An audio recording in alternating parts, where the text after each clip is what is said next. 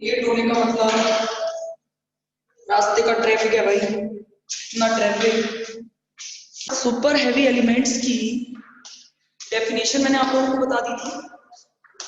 Super heavy element, ध्यान रखना, super heavy element के नोमेनक्लेचर पेपर में पूछे जाते हैं कि सुपर हैवी एलिमेंट का नामकरण आप किस प्रकार करोगे। ठीक है, आवाज आ रही है ना मेरी? आवाज आ रही है ना?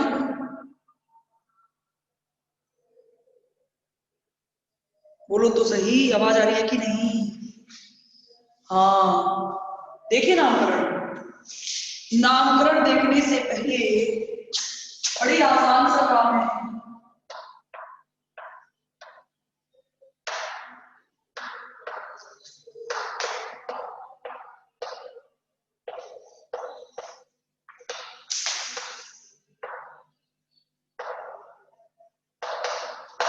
सुपर हैवी एलिमेंट्स के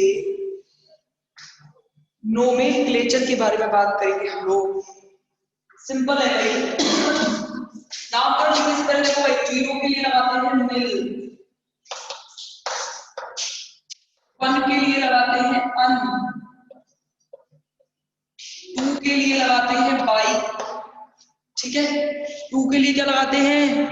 बाई। तीन के लिए लगाया जाता है ट्राई।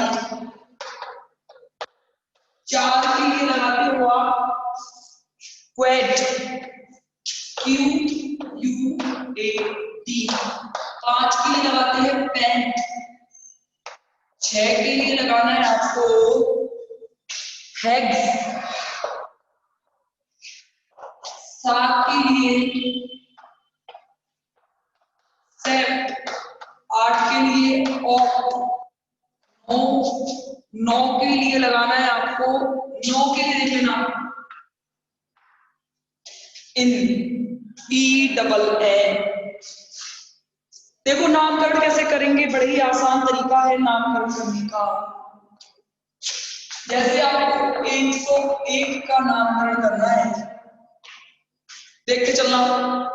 101 में एक के लिए क्या लगाते हैं? अन। ठीक है, जीरो के लिए क्या लगाओगे? निल। और एक के लिए अन लगाना है और इसके बाद जोड़ देना है आई एस। हर किसी भी चीज का नामकरण, सुपर हैवी एलिमेंट्स के नामकरण हमेशा ऐसे ही करते हैं, अनिल अनियम, जिसको हिंदी में बोला जाता है अनिल अनियम।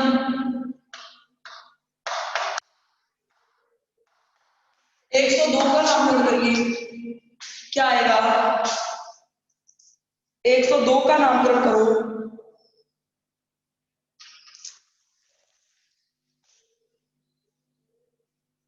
102 का नामकरण करिए भाई।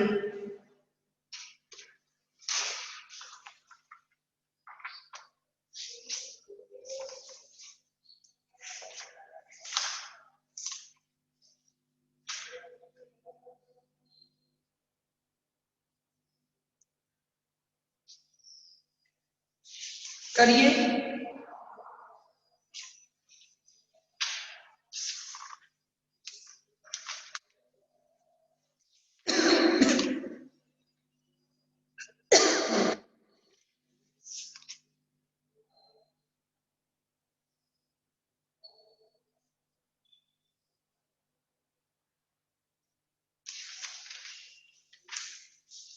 करिए,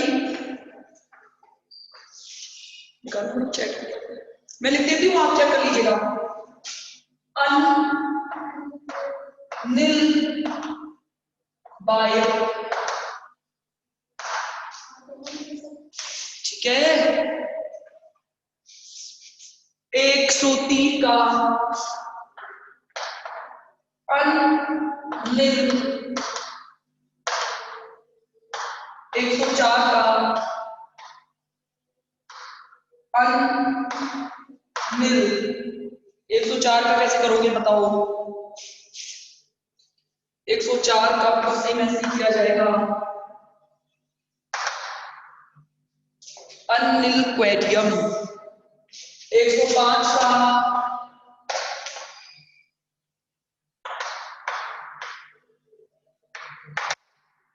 एक सौ छह का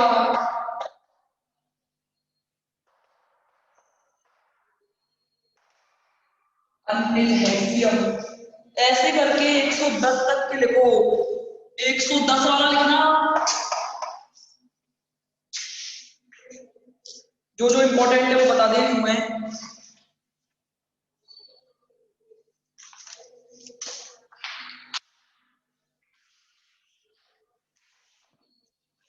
एक सौ 10 का लिखिए।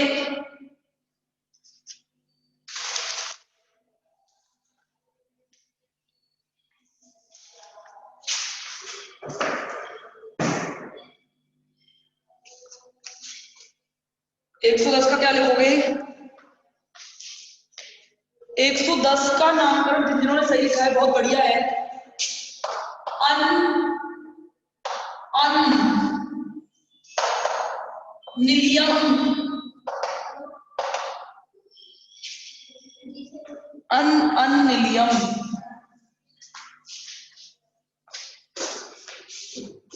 ठीक है, इसके बाद 111 का नामकरण करो।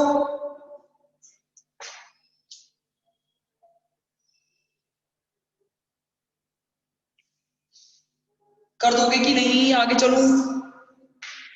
सारे आ गए समझ में?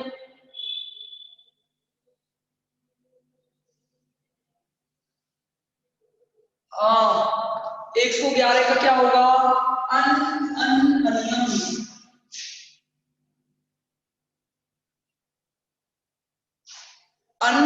अनियम। 112 का अनबायम। 120 का करना अनबायनिलियम।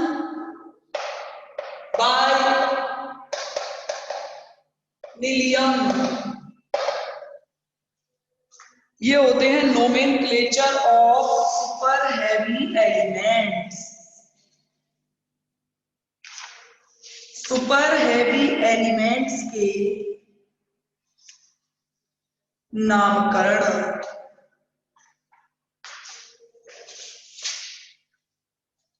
अच्छा देखो, आपने पीरियोडिक टेबल में देखा होगा। देखो भाई, कैसे इन्हें प्रतीक चिन्ह में कैसे लिखते हो? 101 का देखा फटाफट। 101 का प्रतीक चिन्ह कैसे लिखा जाएगा? इस वाले का पहला नाम कैपिटल में, ठीक है, फिर नील का एन स्मॉल में, और अनियम का यू स्मॉल में, यू एन यू। समझ गए? 102 का कैसे लिखोगे?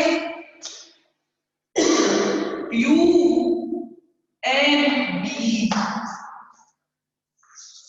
103 का कैसे लिखेंगे आप? You N T. 104 का यू एन क्यू। 105 का U N P. Periodic table में आपने देखा होगा, इनकी स्थिति के बारे में देखा होगा, यू एन यू करके लिखते हैं।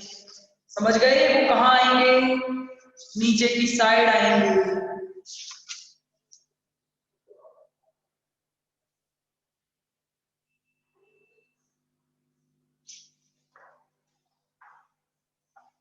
ठीक है, आ गया समझ में? कोई दिक्कत?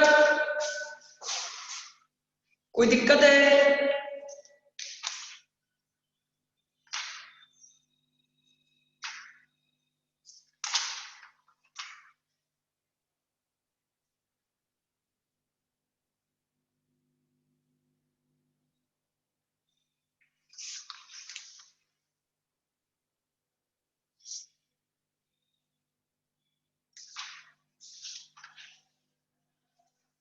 ओके, अब देखना, ठीक है, कर दोगे? पेपर में कोई सा भी नामकरण पूछ ले, सुपर हैवी एलिमेंट करके पूछता है वो, और कोई सा भी एक पर्टिकुलर दे देगा। 101 का लिखिए, 102 का लिखिए, 104 का लिखिए, 120 तक लिखना है, कोई सा भी पूछ सकता है। ठीक है, अब देखना, परायूरेनिक तत्व किन्हें कहते हैं, ट्रांस यूरेनिक तत्व किन्हें कहते हैं। ट्रांस यूरेनिक एलिमेंट्स, इसे हिंदी में कहा जाता है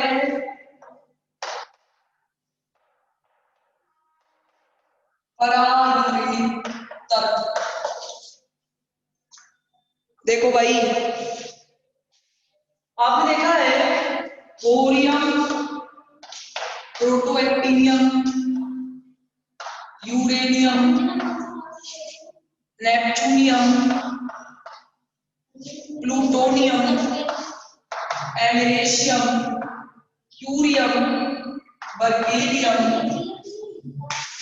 californium, einsteinium, fermium, mendelevium, nobelium, lawrencium. ठीक है, ये सारे एलिमेंट याद है या नहीं है पहले तो मुझे ये बताओ। एक्टिनाइट और लैंथेनाइट सब तो याद हो गए होंगे। एक्टिनाइट लैंथेनाइट के अलावा इनके आपको इलेक्ट्रॉनिक कॉन्फ़िगरेशन याद होने कंपलसरी रहते हैं, ध्यान रखना। तो मैं ये मान के चल रही हूँ कि आपने एक दो बार प्रैक्टिस कर ली होगी इनकी, और एक दो बार प्रैक्टिस करके आपके भी समझ में आ गए होंगे कि इन्हें लिखते कैसे हैं। देखो भाई, ये दो एलिमेंट,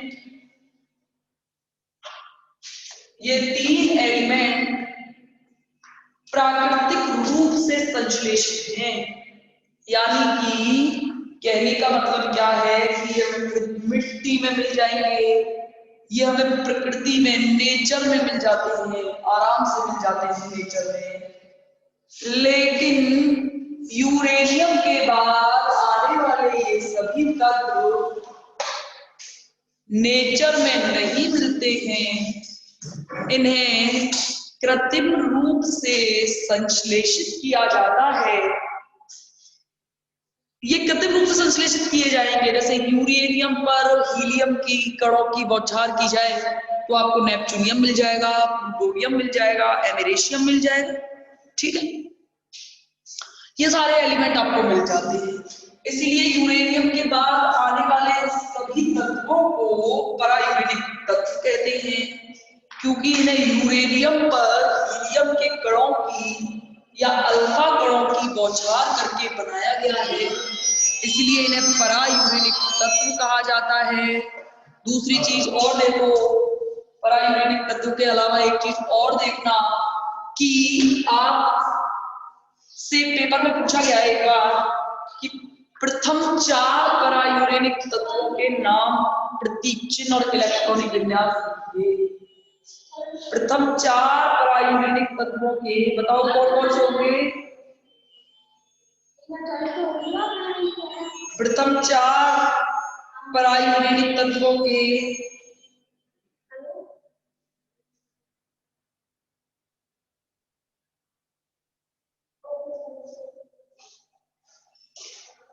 प्रथम 4 परायूरेनिक तत्व कौन कौन से होंगे, जल्दी बताओ, बताओ भाई। देखो, नेपच्यूनियम, प्लूटोनियम, एमेरेशियम और क्यूरियम, ये प्रथम 4। हाँ, ऐसे होता है, प्रथम 4 तत्वों के नाम लिखो, अंतिम 2 तत्वों के नाम लिखो, ऐसे पूछता है वो। ठीक है, तो ये ध्यान रखना। अब देखना लास्ट टॉपिक है इस यूनिट का, यूरेनियम से नेपच्यूनियम, प्लूटोनियम, एमेरेशियम का पृथक्करण। देखो, हम यूरेनियम से किस किस का पृथक्करण कर रहे हैं, यूरेनियम से नेपच्यूनियम का, एमेरेशियम का और प्लूटोनियम का पृथक्करण।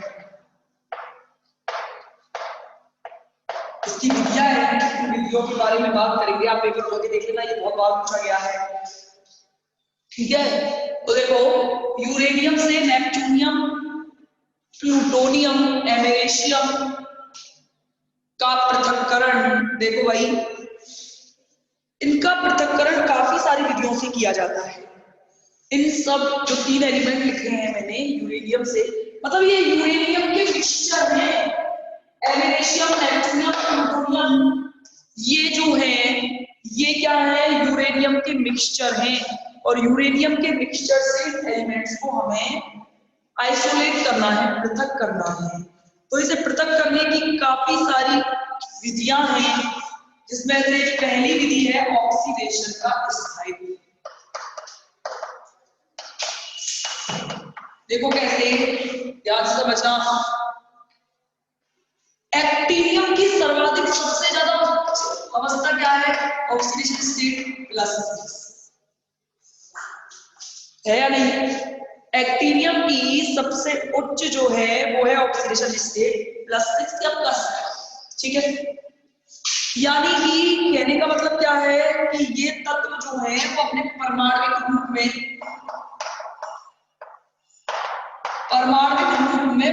+6 तक पाए जाते हैं। इनकी ऑक्सीडेशन स्टेट जो है वो +6 तक पाई जाती है परमाणविक रूप में। कौन से रूप में? परमाणविक रूप में। और ध्यान रखना, ये अपने परमाणविक रूप की अपेक्षा ऑक्साइड्स के फॉर्म में पाए जाते हैं। कौन से फॉर्म में? यानी कि ऑक्सी आयन के फॉर्म में पाए जाते हैं। किसके फॉर्म में? ऑक्सी आयन के फॉर्म में पाए जाते हैं, जिनका +6 के अकॉर्डिंग स्थायित्व का ग्राम क्या होता है, UO2+।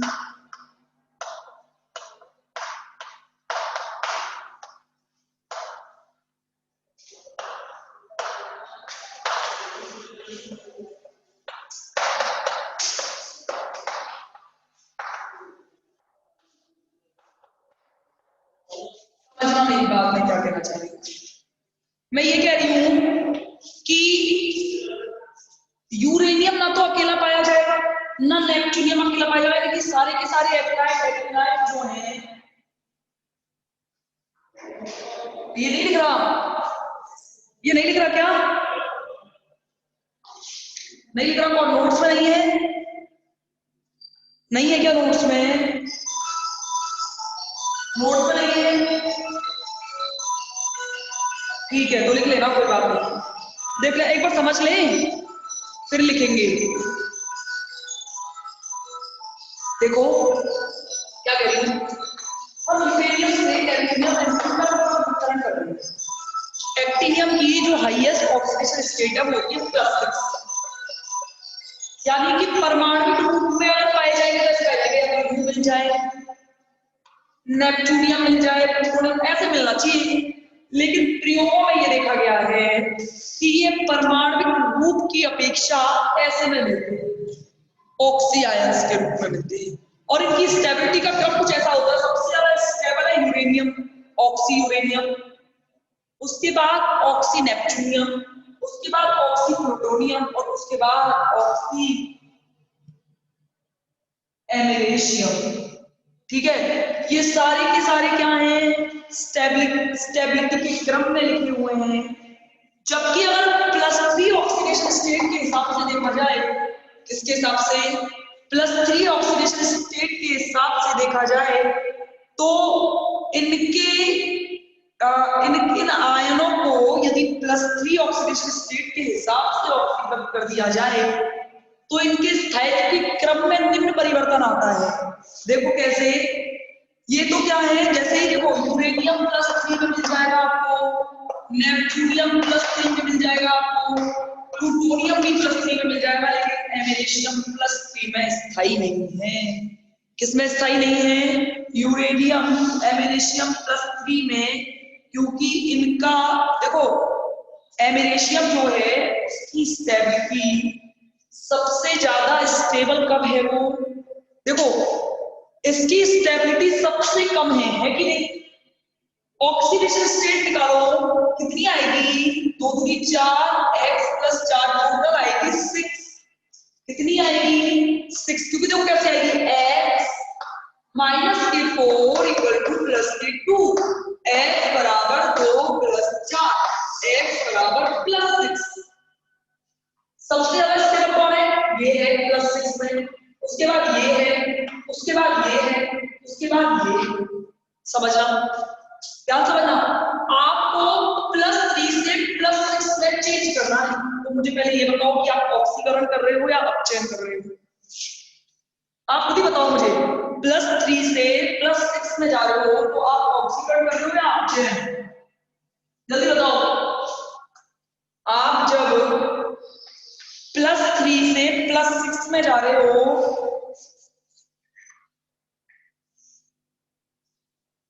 तो सबसे ऑक्सीकरण हो रहा है या अपचयन? जल्दी।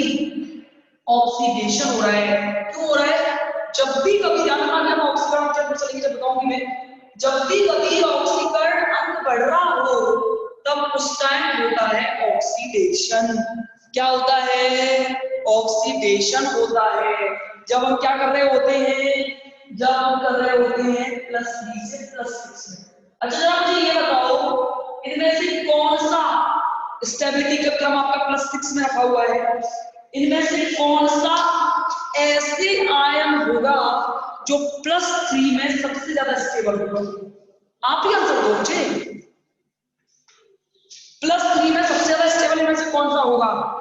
Oxy uranium, oxy neptunium, oxy plutonium या ऑक्सी एमेरिशियम? जल्दी बताओ। ऐसे लिख दो, फर्स्ट वाला, सेकंड वाला, थर्ड वाला या फोर्थ वाला? कौन सा सबसे ज्यादा स्टेबल होगा +3 में? बताओ। नहीं, गलत। ये जो है ये सबसे ज्यादा स्टेबल +6 ऑक्सीडेशन स्टेट में है। देखो स्टेबिलिटी का क्रम देखो, सबसे ज्यादा स्टेबल कौन से क्रम में है? ये +6 में है, तो ऑब्वियस सी बात है +3 में सबसे अनस्टेबल होगा। तो ये +3 में सबसे ज्यादा स्टेबल होना चाहिए। अरे भाई ये +6 में सबसे ज्यादा है कि नहीं? क्रम देख लो, है कि नहीं? तो +3 में सबसे ज्यादा स्टेबल कौन सा होगा? यही तो होगा। होगा कि नहीं होगा? यानी कि जब आप +3 से +6 में जा रहे होंगे तब ये फटाफट चेंज हो जाएगा, ये फटाफट चेंज हो जाएगा, ये भी फटाफट चेंज हो जाएगा। एक बार ऐसा आयन बच जाएगा जो कि स्टेबल होने की वजह से +6 में कन्वर्ट नहीं हो पाएगा, तो आप आसानी से एमेरिशियम का पृथक्करण कर पाएंगे कि नहीं कर पाएंगे? कर पाएंगे कि नहीं कर पाएंगे? बताओ।